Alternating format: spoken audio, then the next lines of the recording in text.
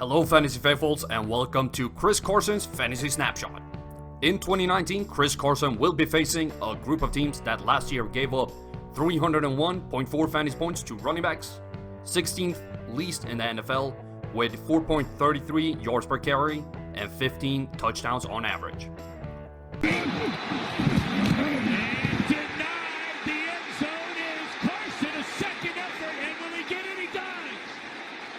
Your favorite player in the league. Breaking down his rushing, he has some really interesting rushing patterns.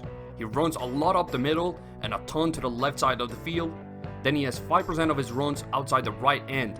This is what is interesting and the only bad thing about his patterns. Having a lot of runs outside the right end correlates with scoring fantasy points, so I would have liked to see more runs there. Especially since he only has 2.7 and 3.3 yards per carry outside the left guard and tackle, while he has 4.3 outside the right end. With him being more productive on the runs to the right side, I would like to see more runs there to totally be head over heels. The opponent that fits his strengths the best is the Cincinnati Bengals. They gave up 5.9 and 6.8 yards per carry to opposing running backs in Carson's best lanes, up the middle and outside the left end. So be sure to start him in DFS for that game. Carson's one-game floor is 5 points and ceiling 17.7 based on all games he's played. This ranks as the 14th highest floor and 24th highest ceiling for running backs. And he comes in with a high boom chance, which is good seeing as his one-game ceiling isn't too high. However, his bust risk is almost as high, which dampers my enthusiasm somewhat. His touchdown rate last year was 3.7, 20th highest in the league, a perfect number. He scores above average touchdowns, but not so much that he will see massive negative regression. Based on my market share study, I have him predicted for 200 carries and 44 targets in 2019. Carson had some high peaks and some really low valleys, but overall, he was very usable. With 9 games he should have been started. He's looking more and more like the perfect RB2 for me. I would like to take a second to remind you to hit that like button, leave a comment what you think about this video, and subscribe to the channel. I love every interaction I have with y'all, and every little bit helps me put out even more content. The situation breakdown for Carson also shows that he can be a stable contributor of fantasy points.